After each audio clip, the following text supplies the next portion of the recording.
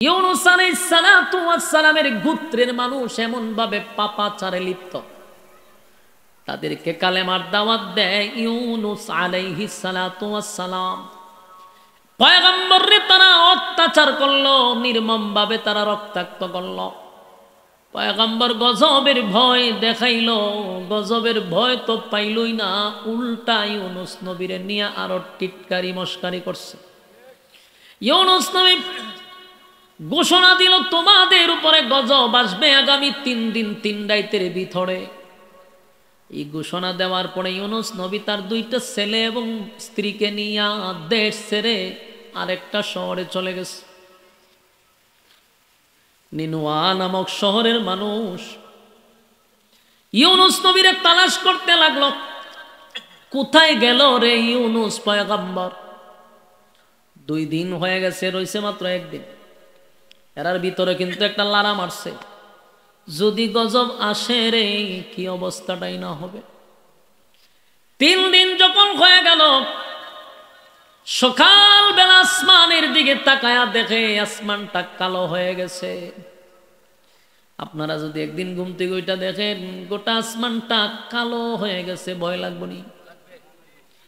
সকালবেলা ঘুম থেকে জাগ্রত হইয়া দেখে আসমানটা কালো হয়ে গেছে, আর বড় বড় আওয়াজ হচ্ছে। যেমন দেখবেন বৃষ্টি, শিলা বৃষ্টি আসলে আসমানে ডাক দেয় না, এটার কি দেখুন? যখন বড় বড় ডাক মানে তখন কিন্তু ভয় লাগে, কথা কয় না?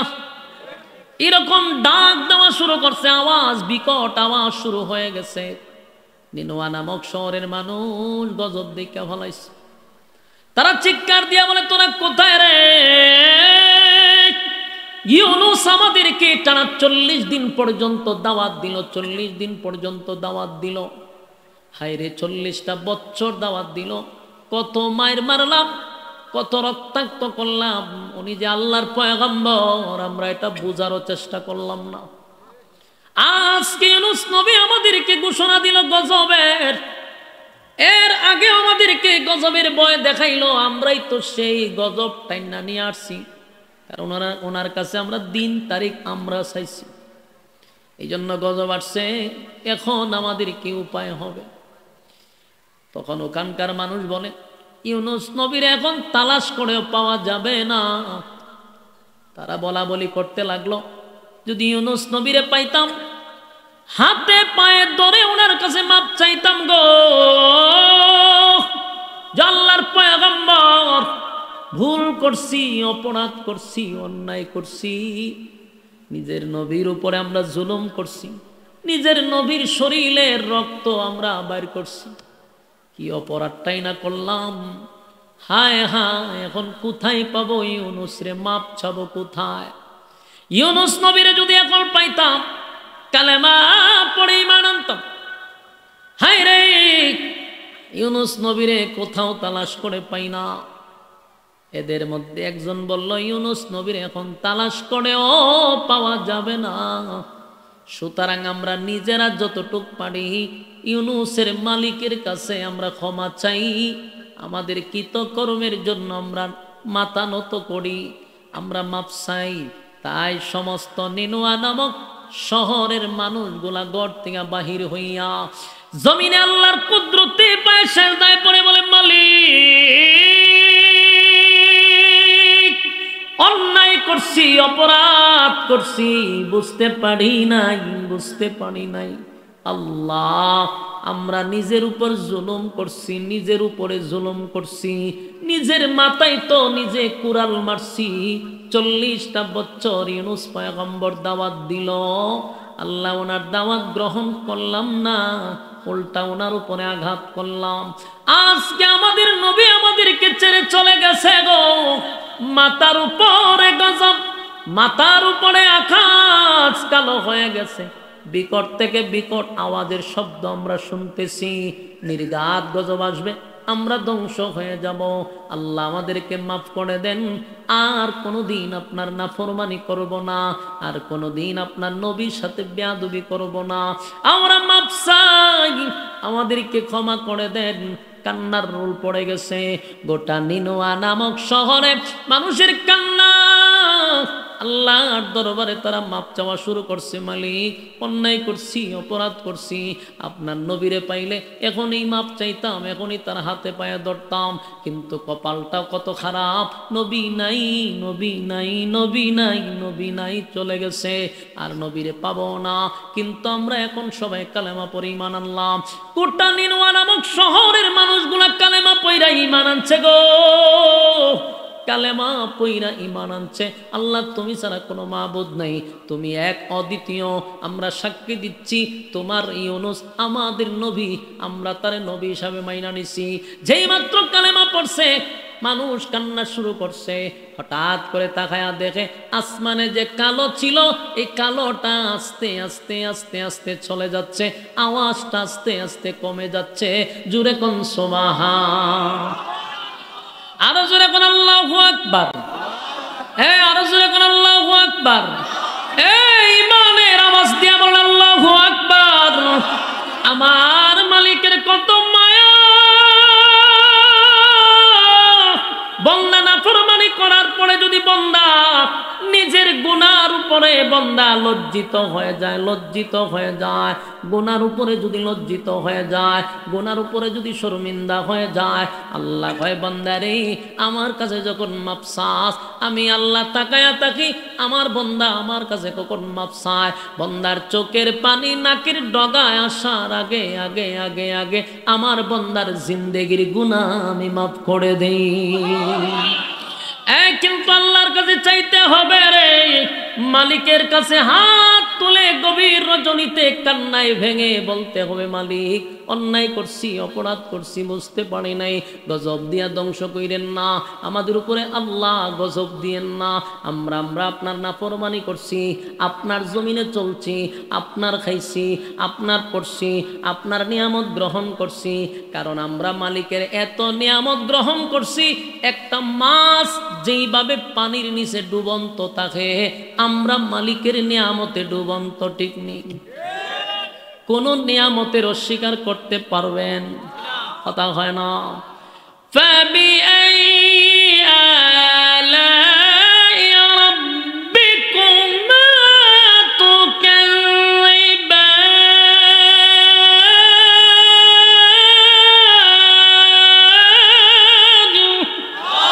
আল্লাহ কয় কোন কোন নিয়ামতের অস্বীকার করবি, ক আমি তোরে কোন নিয়ামতটা দেই নাই? এত নিয়ামত দিলাম রে, এত নিয়ামত আমি তোরে দিলাম বন্দা, এরপর আমার জমিনে তাইকা আমার না ফরমানি কেমনে করস, আমার না ফরমানি কেমনে করস? আল্লাহর কাছে যখন মানুষ মাপ চায় আল্লাহ মাফ করে দেয়, কারণ মালিকের একটা নাম হলো রহমান। আল্লাহর নাম হলো রহমান। রহমানের মায়া মায়া দয়া বেশি, রহমানের মায়া দয়া বেশি, তাই মালিক মাফ করে দেয়। মানুষগুলা যখন মাপ চাইছে, মানুষগুলা যখন ঈমান আনছে, তার অপরাধ সে বুঝতে পারছে, আল্লাহ গজব উঠায় আনিছে, আসমান পরিষ্কার করে দিছে, বিকট আওয়াজ কমায়া দিছে। যুবক ভাইয়েরা, যেই শহরটা মুহূর্তের ভিতরে ধ্বংস হওয়ার কথা, যে শহরটা গজব দিয়ে আল্লাহ ধ্বংস করে দেওয়ার কথা, সেই শহর আর গজব দিল না, গজব উঠায়া নিল।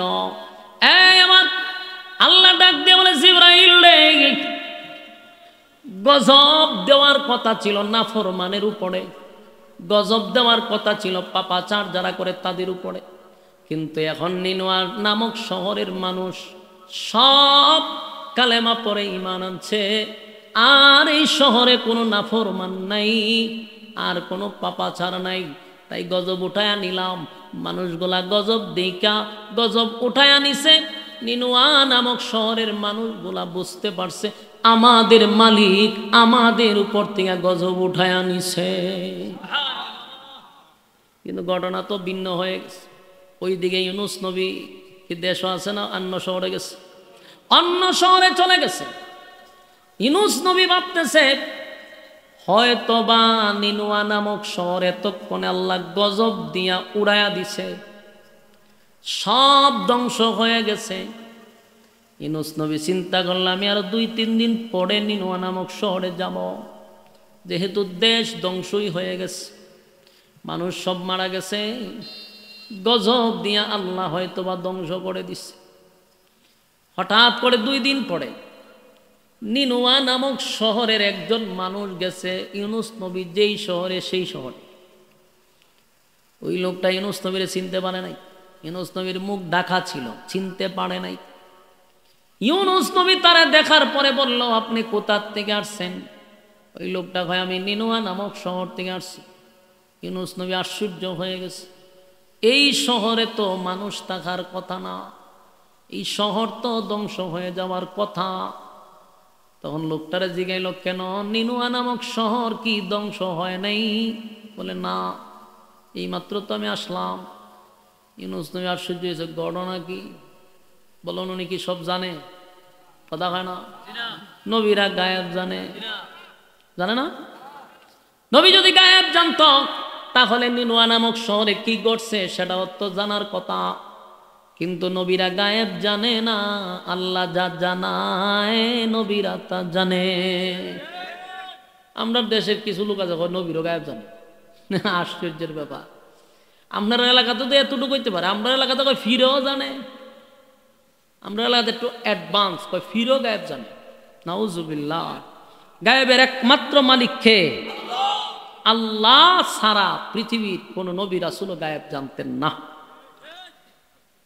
এখন ঘটনা হইল, ইউনুস নবী তো মনে মনে ভাবতেছে শহর ধ্বংস, কিন্তু এই লোক আসছে শহর থেকে, বলল যে আমি তো নিনুয়া নামক শহর থেকে আসছি, কোনো ক্ষয়ক্ষতি দেখি নাই। ইউনুস নবী আস্তে করে সইরা গেছে, সইরা চিন্তা করল, আল্লাহ আমার নিজে কইছে ধ্বংস করে দিবে। এই নিনুয়া নামক শহরের মানুষগুলার আমি গজবের কথা বলার পরে তারা আমার মারধর করছে, হাসি তামসা করছে, টিটকারি মস্কারি করছে, খালি গজব আসবে আসবে বলছি, এই কারণেই মারছে। এখন যে আমি গজবের দিন তারিখ দিয়ে আসলাম, এখন যে গজব আসলো না, এরা যে মরল না, এখন যদি আমি নিনুয়া নামক শহরে যাই, এরা তো আর আমারে ভয় পাবে না, এখন আমারে জিন্দা মেরে লিব, গেলে বাইরেই মেরে লিব আমারে। এটা হলো ওনার ধারণা।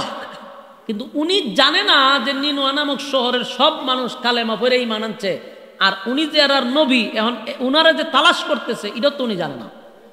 উনার ধারণা হইলো আগের ধারণা যে আমি যদি এখন যাই আমার বাইরে মেরে লিব, 100% মারবো। কেন?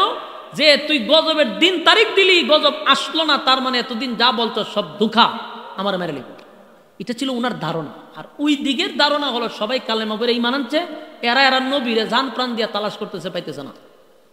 ইউনুস নবী এখন একটা সিদ্ধান্ত নিছে, না আমি আর এই শহরে যাব না, আমি শহরে গেলে আমার মারবো, সুতরাং আমি শহরকে এই দেশই ছেড়ে দিব। এই জাতির আর কালেমার দাওয়াতও দিতাম না, আমি আমার দেশ ছেড়ে যাব না। এই সিদ্ধান্তটা ওনার ব্যক্তিগত না আল্লাহর পক্ষ থেকে? ব্যক্তিগত সিদ্ধান্ত। বলুন কি সিদ্ধান্ত? ব্যক্তিগত সিদ্ধান্ত নিছে। আল্লাহ এখনো ওনার কাছে কোনো বার্তা পাঠায় নাই, এখনো কোনো কথা ওনার আল্লাহ শোনায় নাই, কিন্তু এর আগে আগেই উনি সিদ্ধান্ত নিছে উনি থাকবে না, উনি দেশে থাকবে না, দেশ ছেড়ে বিদেশ চলে যাবে। এটা ওনার ব্যক্তিগত সিদ্ধান্ত। আর এই সিদ্ধান্তটা আল্লাহর কাছে পছন্দ না, এই সিদ্ধান্ত আল্লাহর কাছে পছন্দ হয় নাই। ইউনুস নবী মনে করছে আমি যদি যাই আমারে মারবে, আমি দেশ ছেড়ে বিদেশ চলে যাব, সেখানে গিয়ে প্রয়োজন আবার দাওয়াত দিব অন্য গোষ্ঠীরে, এই জাতির আর দাওয়াত দিয়ে লাভ নাই। এটা তো ওনার ব্যক্তিগত সিদ্ধান্ত, এটা তো আল্লাহর সিদ্ধান্ত না। উনি ভাবছে ওনারে আল্লাহ পাকড়াও করবে না, আল্লাহ ওনারে ধরবে না, কিন্তু আল্লাহ ওনারে এই সিদ্ধান্ত নেওয়ার কারণে ওনারে পাকড়াও করবে, ওনারে ধরবে। কিন্তু উনি ভাবছে ওনারে ধরবেও না, কিছু করবেও না, সিদ্ধান্ত উনি নিয়ে নিছে দেশ ছেড়ে দিব। এখন ওনার বিবি আর 2 ছেলেরে লইয়া উনি দেশ ছেড়ে বিদেশ যাওয়ার জন্য অলরেডি রওনা দিয়া দিছে। বলুন ব্যক্তিগত সিদ্ধান্ত না আল্লাহর সিদ্ধান্ত? ব্যক্তিগত সিদ্ধান্ত, রওনা দিয়ে দিছে। এটা আল্লাহর কাছে পছন্দ হয় নাই। মনোযোগ দিয়ে শুনেন, এখনো কিন্তু মাছওয়ালার ঘটনা শুরু হয়েছে না, আমি এখনো শুরুই করছি না।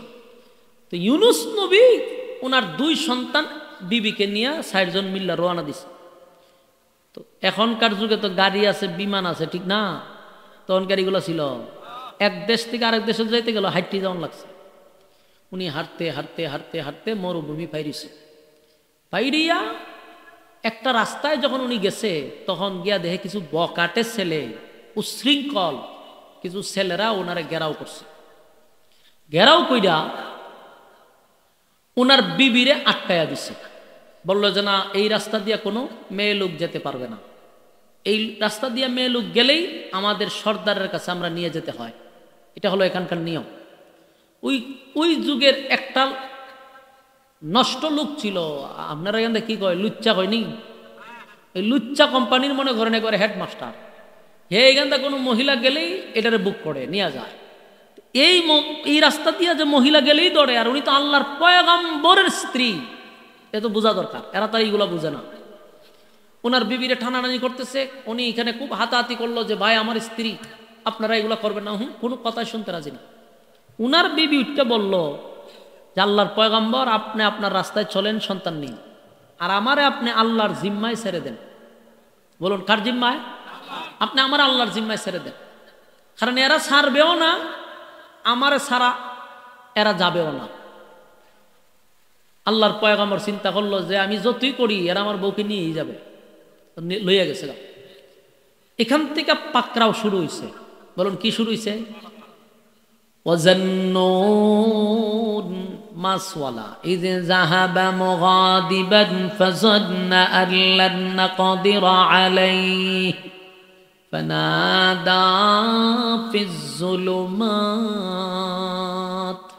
আল্লাহ মাসওয়ালা মনে করছে তারে পাকড়াও করব না, কিন্তু আমি তারে পাকড়াও করব। কথা বুঝতেছেন? ইউনূস নবী মনে করছে আল্লাহ তারে ধরবে না, কিন্তু আল্লাহ ধরে লেছে। প্রথমেই ওনার বিবিরে ওনার কাছ থেকে আলাদা করে দিল। দুই সন্তান নিয়ে এখন বারাক্রান্ত মন নিয়ে উনি আবার বিদেশের উদ্দেশ্যে রওনা দিচ্ছে, বউ নিয়ে গেছে। যখন উনি মরুভূমি পার হলো, তখন একটা নদী, সামনে একটা নদী, এই নদীর পর হইল সাগর। সাগরের মাছ ওই কিনারায় যাত্রীবাহী জাহাজ ছিল। তখনও জাহাজ আসিল, কিন্তু তখনকার জাহাজে ইঞ্জিল ছিল না। কথা বুঝতেছেন? এখন তো প্রযুক্তির যুগ, ইঞ্জিল আছে। তখন সাগরে জাহাজ ছিল, কিন্তু ইঞ্জিল ছিল না। তখন ছিল ফাল, ওই যে বাতাসে যে নিয়ে যায়, এটা কি তা কই, বাদাম, বাদাম বলে কয়। আচ্ছা যাক, আপনার বাসা আমি বুঝি না। তখন ওই ফাল দিয়া জাহাজগুলা যাইতো, বাতাসে বসবাস করত 4 থেকে 5 লক্ষ মানুষ। এই 5 লক্ষ মানুষ একটাও ইমানদার ছিল না, সব বেঈমান। তো এই গোত্রের মধ্যে এই শহরে একজন নবী আল্লাহ পাঠাইছে, কারণ আগেরকার যুগে নবীরা বিশ্ব নবী ছিল না। এক এক গোত্রের জন্য এক এক নবী পাঠাইতো, এক এক এলাকার জন্য এক এক নবী পাঠাইতো। দেখা যেত একই টাইমে কোনো জায়গায় 2-3 নবী আল্লাহ পাঠাই দিছে। শুধু আমাদের নবী হলো বিশ্ব নবী, গোটা পৃথিবীর নবী, আর বাকি সব নবীরা আঞ্চলিক। তো ওই 5 লক্ষ মানুষের কাছে যেই নবীরে পাঠাইছে, এই নবীর উপাধি হইল মাসওয়ালা, আর ওনার নাম হইল ইউনুস আলাইহিস সালাতু ওয়াস সালাম।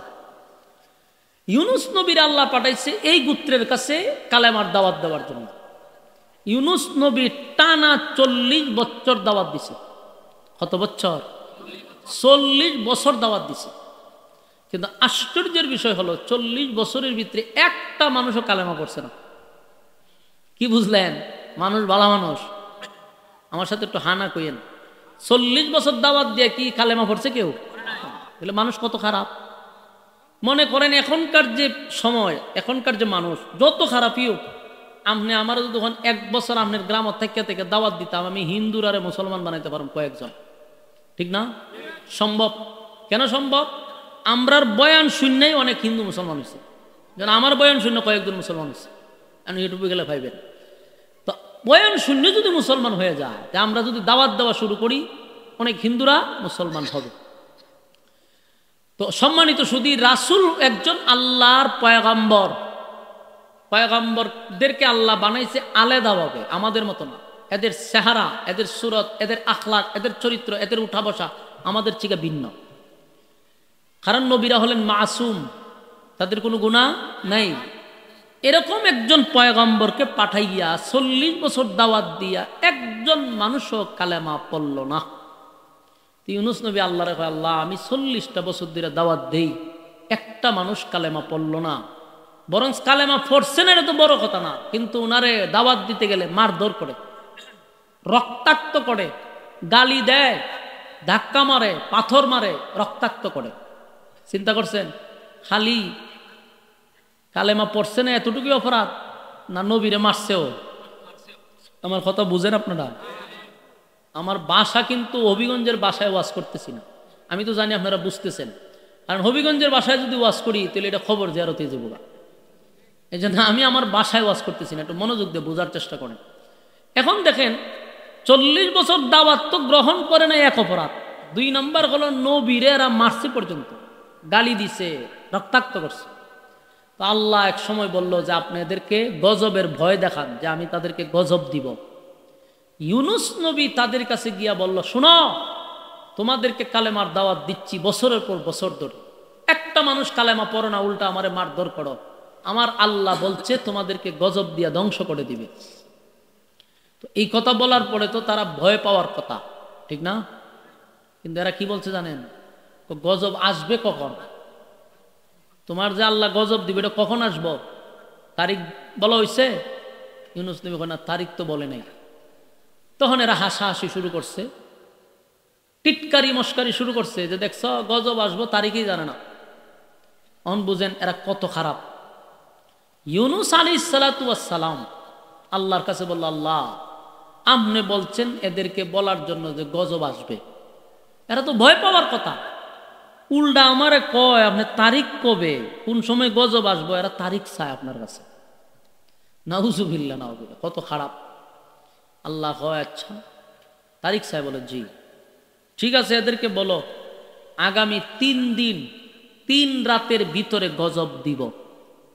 ইন্নালিল্লাহ বলেন, গজব দিবে। ইউনুস নবী তাদের সামনে গিয়া বলল, তোমরা আমাকে গজবের কথা বলার পরও মারছো, গালি দিছ, হাসি তামসা করছো। 3 তারিখ আল্লাহ বলে না এই জন্য। তাহলে শোনো, আমার আল্লাহ বলছে আগামী 3 দিন 3 রাতের ভিতরে গজব আসবে, অপেক্ষা করো। এরা কয়দিন পরে? 3 দিন। বহুত দেরি আছে, আসুক। তার মানে এটাও ভয় পায় নাই। ইউনুস নবী ওই সর্বনাশ, কই আয় আমি দাওয়াত দিই, গজব আসবে 3 দিন পরে, তারপরও কি করে না, ভয় পায় না। ইউনুস নবী তাদেরকে এই গজবের ঘোষণা দিয়া, ওনার সন্তান ছিল 2 জন, আর ওনার স্ত্রী নিয়া এই নিনুয়া নামক শহর থেকে উনি চলে গেছেন আরেক শহরে, এক জেলা সাইরা আরেক জেলায় চলে গেছে। তো একদিন চলে যাওয়ার পরে এদের মধ্যে কিছু মানুষ আছে না একটু বুঝে, মনে করেন মানুষ খারাপের মধ্যে কিছু মানুষ আছে না একটু ভালো থাকে, অথবা কিছু পড়ালেখা করছে, অথবা কিছু স্টাডি করে। তো এদের মধ্যে একজন বলল, শোনো, বিগত 40 বছর ইউনুস আমাদেরকে দাওয়াত দিছে নিজের খাইয়া, আমরা তারে মারছি, গালি দিছি, গজবের হুমকি দিছে, আমরা টিটকারি মস্কারি করছি, কোনোদিন গজবের দিন তারিখ ঠিক করে নাই। কিন্তু গতকালকে কিন্তু আমাদেরকে গজবের দিন তারিখ বইলা দিছে। তোমরা যেইভাবে মাতালের মতো চলতেছ, হাসি তামসা করতেছ, একটাবার চিন্তা করো, যদি তার কথা সত্য হয়ে যায়, যদি গজব চলে আসে, তাহলে আমাদের কি অবস্থা হবে?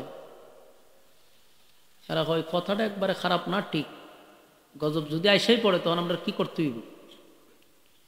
তখন এদের মধ্যে আরেকজন দাঁড়ায় বলল যে আমি অতীতের নবীদের ইতিহাস থেকে কিছু পাইছি। কি পাইছ? বলে গজবের দিন তারিখ ঠিক হওয়ার পরে নবীরা এলাকায় থাকে না, এলাকা ছেড়ে অন্যত্রে চলে যায়, দূরে কোথাও চলে যায়। তোমরা যদি ইউনুসরে গিয়া বাড়িতে পাও তাহলে 100% গজব আসবে না, আর যদি ইউনুস বাড়িতে না থাকে তাহলে 100% গজব আসবে। এরা কয়েকজন মানুষ গেছে ইউনুসের বাড়ি, ইউনুস নবীর বাড়িতে গিয়ে দেখে দরজা লাগানো নাই, তার মানে এরা বুঝতে পারছে গজব আসবে। পুরা এলাকা তালাশ করছে, কোথাও পাওয়া যায় না। দেশবাসীর কাছে গিয়া বলল যে ঘটনা তো সত্য, আমরা কোথাও ইউনুসকে পাই নাই, তার মানে 100% গজব আসবে, প্রস্তুতি নাও। মানুষ তখন চিন্তা করে গেছে, এত খারাপ মানুষ, কিন্তু একটা ভিতরে কি মারছে, মুসরা মারছে, ভিতরে একটা লারা দিছে। যদি গজব আসে, কারণ ইউনূস তো নাই, এখন কি করা যায়? কারণ গজব তখনই আসে যখন মানুষ পাপাচার করে। গজব আল্লাহ তখনই দেয় মানুষ যখন সীমা লঙ্ঘন করে। জমিনে যখন বেশি পাপ হয়, আকাম কুকাম হয়, তখন জমিনে আল্লাহ গজব দেয়। আমার কথা আপনারা বুঝেন? বুঝলে মুখ বন্ধ করেন না, হা না কইেন। কইলে আমি বুঝুম যে আমার কথা বুঝতেছে। আপনারা যে চুপ করে বয়ে থাকেন, আমি টেনশনে থাকি যে আমার বাসা বুঝছেনি, তখন আর একটা কথা বলার আগ্রহ তৈরি হয় না। এই জন্য একটু ঠিকঠাক হা না কইেন, বলে বুঝুম যে বুঝতেছে। জমিনে কখন গজব দেয়? যখন জমিনে পাপাচার হয়। আপনারা দেখছেন গত শুক্রবার গোটা বাংলাদেশে একটা ভূমিকম্প হয়েছে। আপনারা এই সিরাজগঞ্জে হয়েছে? হ্যাঁ, গোটা বাংলাদেশে ভূমিকম্প হয়েছে। আপনারা শুনছেন একদিনের ঘটনা, এই ঠিক এর পরের দিনই 3 বার ভূমিকম্প হয়েছে। একই দিনে 3 বার হয়েছে ঢাকাতে। আর ভূমিকম্পগুলা যখন আসে তখন শহর কেন্দ্রিক আসে। সবচেয়ে বেশি গুনাহ, সবচেয়ে বেশি জেনা বেবিচার সবচেয়ে বেশি হয় শহর কেন্দ্রিক। সবচেয়ে বেশি জেনা বেবিচার হচ্ছে ঢাকাতে। প্রতিদিন হাজার হাজার জেনা বেবিচারে লিপ্ত, সমগামীতে লিপ্ত। আল্লাহ গজব দিব না তো কি করব? এই যে জাকুনি দিছে, এটা একটা আলামত দিছে, আলামত, স্যাম্পল। আল্লাহ এই ভূমিকম্প দিবে, বড় একটা ভূমিকম্প আছে, যেটার ব্যাপারে একটা সূরা নাজিল করছে। ভূমিকম্প নামক একটা সূরা আছে কোরআনে, এটা জানেননি? সূরা জিলজাল, এর বাংলা অর্থ হলো ভূমিকম্পের সূরা। ইযা যুলজিলাতিল আরদু জিলজালাহা ওয়া আখরাজাতিল আরদু আসকালাহা وقال الإنسان ما لها। জমিনের মধ্যে একটা ভূমিকম্প হবে, জমিনের মধ্যে একটা জাকুনি হবে, এটা হবে ফাইনাল। ইজা জুলজিলাতিল আরদু জিলজালাহা, ভূমিকম্প হবে, জমিনের মধ্যে জাকুনি দিবে। জমিনের মধ্যে আল্লাহ জাকুনি দিবে, জমিনের মধ্যে ভূমিকম্প হবে। ওয়া আখরাজাতিল আরদু আসকালাহা, জাকুনির কারণে জমিনের ভিতর থেকে সম্পদগুলা বাহির হবে। জমিন উগলায়া দিবে, দামি দামি দামি সম্পদগুলা বাহির হয়ে যাবে। ওয়াকালাল ইনসানু মা লাহা, মানুষ তখন মাতালের মতো ঘুরবে আর বলবে, জমিন তোমার কি হয়ে গেল? এই যে ভূমিকম্প, এর 1 নাম্বার কারণ হলো মানুষ গুনাহ গুনাহ গুনাহ করতে করতে করতে করতে সীমা লঙ্ঘন করছে রে। আল্লাহ কয়, যেখানে গুনাহ বেশি সেখানে আমার গজব যায়। আল্লাহ মাফ করুক, যদি এর থেকে বড় ভূমিকম্প হয়, 9 মাত্রার ভূমিকম্প যদি ঢাকার জমিনে একবার ঘটে যায়, কসম খোদার একসঙ্গে কয়েক লক্ষ মানুষ, এমনকি কোটি মানুষও মারা যেতে পারে।